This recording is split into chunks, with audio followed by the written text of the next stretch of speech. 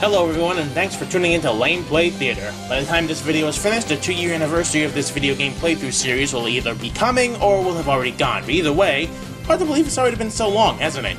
I've had some interesting moments ranging all the way from starting the series back in June 27th of 2010 to giving Lameplay Theater its own YouTube channel, if only in a sad attempt to get the 15-minute time limit removed, which I did, so it all worked out. Anyway, I'm here now to recall a few of my personal most notable moments in Lameplay Theater history, 10 of those moments if you will, ranging anywhere from hilarious instants to overall significance of the series' growth. So come along as I recall the top 10 moments of Lameplay Theater history.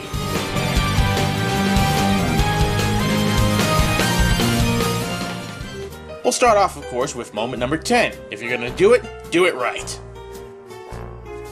As I said earlier, I first started doing Lameplay Theater in the ass end of June 2010. The first game I played was the Super Nintendo version of Toy Story, being on a series-induced kick thanks to the amazing third movie. However, I lacked a great lot of tools and understanding as to how to actually go about doing something like this, like so many other people before me, so needless to say, the first few videos didn't look all that good. Sure, I had my moments, but the video quality left something to be desired. However, something that seems to have happened to me a lot is that I make amazing discoveries completely and totally by accident. So once I turned off the aero effects of my Windows laptop, the quality of the Lameplay took an amazing turn. Far too late into the video, granted, but if it meant future emulated Lameplays would record smoothly, I was all for it. Tons of smoothly recorded videos later when I thought such a thing was going to be impossible considering my lack of power, and I was a happy camper. Moment number 9. Thank you, Gary, wherever you are. Around this time last year, I was told by Lameplay Theater regular, and a man close enough to be my brother, the Wise Mankey, that Team Fortress 2 was available for free. That was nice. Granted, I didn't play online or first-person shooters games, and my laptop didn't have the power for it, even though, as we all know, that's no longer an issue. Laguna Loyer said it best, there's nothing cheaper than something free. So I signed up for Steam and grabbed a hold of it. And I saw how cheap Gary's mod was. You know, the thing that people use to make those hilarious machinimas? So I figured, why not? And I picked it up as well. Once I got my more powerful desktop, Gary's mod would see much more creative use. See, much as I like the classic intro, it's kind of misleading when I use this with games that look like this. Plus, stretching it out to fill the screen sucks ass. Then I came up with an idea. So I sought out a theater map, used a ton of ragdolls that I had on hand, most from games I had either played or had planned to play, set them all up, fired up fraps, and it was off to the races. A great deal of editing in Vegas later, and I had this to load up before my HD lane plays. Much more awesome looking, even if the ragdolls are lazily placed. It might be a little cheap for me to do so, but I still like the idea of using my footage on the big screen before the video, and even throwing in a surprise or two. And besides, the old intro still sees use, is happy ending. Moment number 8. Sabotage! It all started innocently enough. Sharon and I were playing a 2-player co-op of the Great Circus Mystery when we each started cheaping ourselves out. Yes! Be it stealing a prize or stealing lives. Not so fun, is it? We were out to get each other more than we were the game's enemies, and I wasn't afraid to call this bull the most appropriate song. And then it happened. An opportunity to use the best part of the entire song arose.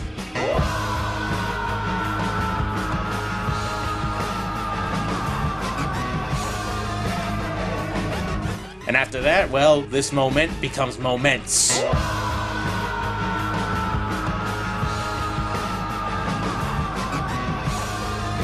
And speaking of 2-player co-op, moment number 7, it takes 2 to co-op. This might not seem much to most people, but I gotta tell you, I've been playing on emulated ROMs for a long time. And the thought of actually playing them online with someone else seemed like a dream within a dream for ages. So, imagine my surprise when I grabbed Mankey aside, pop in the Punisher arcade, and actually get the thing to work. Congratulations, you're Nick Fury. Good hell, this is awesome. Yes! We've just unlocked the American dream, man. I mean, yeah, playing online on regular PC games such as those on Steam or console games isn't anything special, but to me, this was. And being able to do so has given me some fun co-op memories from Lameplay Theater regulars such as Mackey and Sharon. Moving down while the going's still good. To other friends such as Sai and Kerbifer. It's just too much fun, even when we do suck. No! Moment number 6, raging bullshit. Finally, an actual game-related moment. Now, as much as I like fighting games, I will not lie, I am terrible at them. You got your Maximilians, and your Justin Wongs, and your Mike Renners, who is about to put together some of his own footage, by the way, and I cannot for the life of me hang with anyone such as them unless my opponent is either rusty at the game we play, or is just as bad as me. Basically, my fighting strategy hinges on luck, mistakes, and the rare time when lag will actually slam my inputs together to create a move I wasn't even going for. Such is the case in the round of Street Fighter Cross Tekken when I accidentally busted this out against Renner. Huh? Oh my god. Well, that was completely out of nowhere. Well, yeah. I was not anticipating you would actually do that. I wasn't even anticipating I'd do that. Wasn't even going for that, and it got me the win. See, what did I tell you? Luck, mistakes, and lag.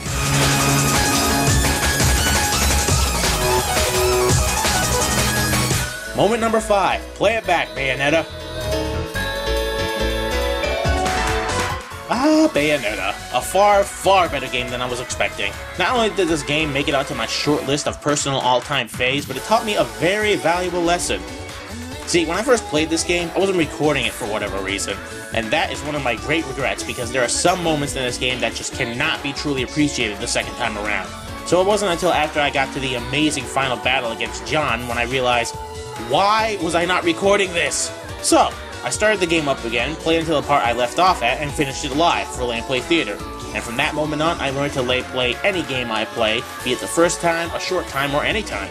Because like they say in WWE, anything can happen. And now I retain my title as the King of Segway as we move to...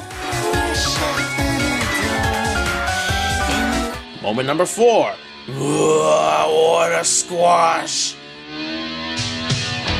WWE 12, Hero Story and Road to WrestleMania. My Jacob Cass CAW has suffered a horrendous attack from General Manager Kevin Nash and was forced to compete injured in a match against Road Warrior Animal.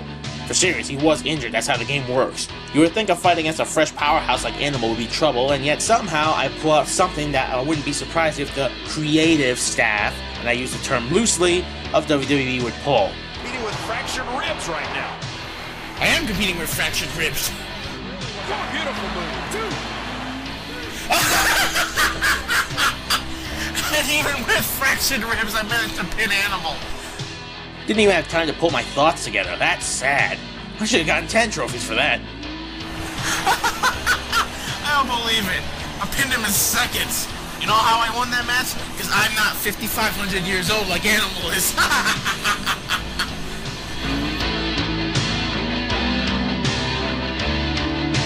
Moment number 3. Semi-Super Street Fighter.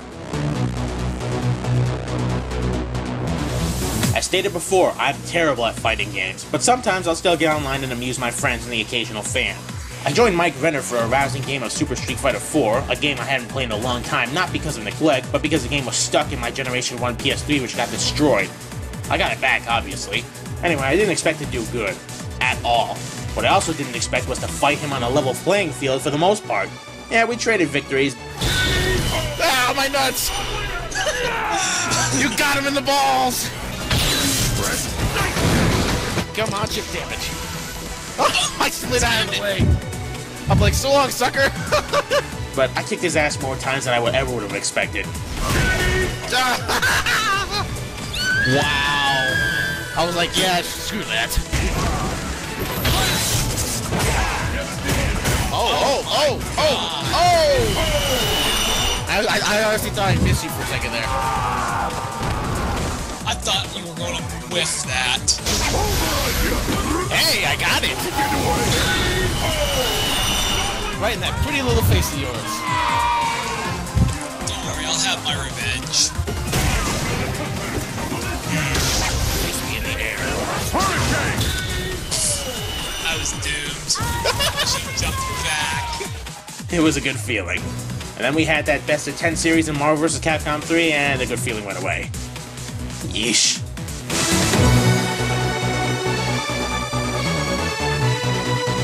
Moment number 2, a day one kinda dude. Batman Arkham City, Ultimate Marvel vs. Capcom 3, Sonic Generations, WWE 12, and Street Fighter Cross Tekken. What do these games have in common? Somehow I was able to get them all on release day. Granted, I didn't put my videos out in a timely manner as I would have liked, but it was still better than not getting the game until 6 months after the popularity had passed and then playing it, which is what would have happened had I actually not figured out I could pre-order the games months in advance and pay for them as the release date creeped up. By the way, expect WWE 13 and Devil May Cry Lane plays at the end of the year. Resident Evil 6, getting it, but still on the fence. I'm not really all that good at horror games. Anyway, fact is, playing recent hot games as they come out may have not gotten me a terrible lot of attention, but still, it put Lameplay Theater's name on the map alongside everyone else who plays them. The way I see it, someone's gotta happen along my videos in a related search, but even if not, it just feels good to play new games while they're new. And with that, we come to the finale, the top moment in Lameplay Theater history, and that moment is...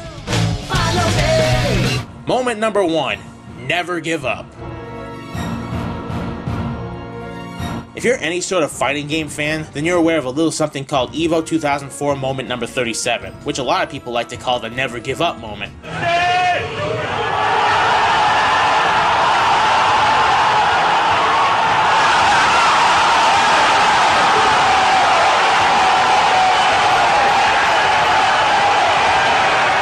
Well, I'm gonna catch so much shit for even comparing to such an amazing scene, but during Lameplay Theater's time, I had something of a never give up moment of my own. It was the ragtag half-ass combination of Dr. Doom, Beautiful Joe, and Arthur against the Avengers combination of the Hulk, Iron Man, and Captain America. Seeing as I was only slightly skilled with Dr. Doom, needless to say, I was getting my ass kicked. A few rounds and the loss of my mental midgets later, and I found myself, as Doom, all by my lonesome, taking on the entire Avengers team. I can go on about how I pushed my luck hacks to the max, but I still think this is something that has to be seen to be believed.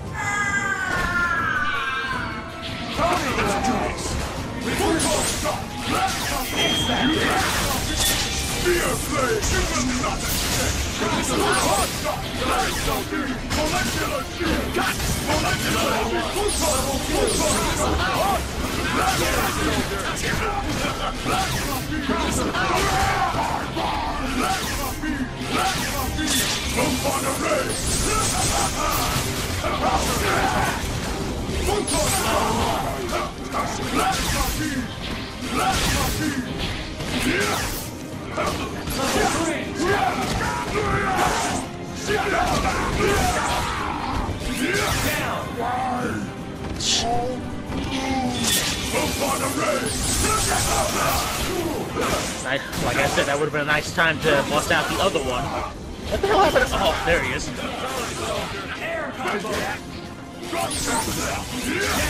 Oh, don't tell me. Don't. He's gonna bust out freaking X Factor and it'll all be over. But then again, he doesn't need X Factor to take me out.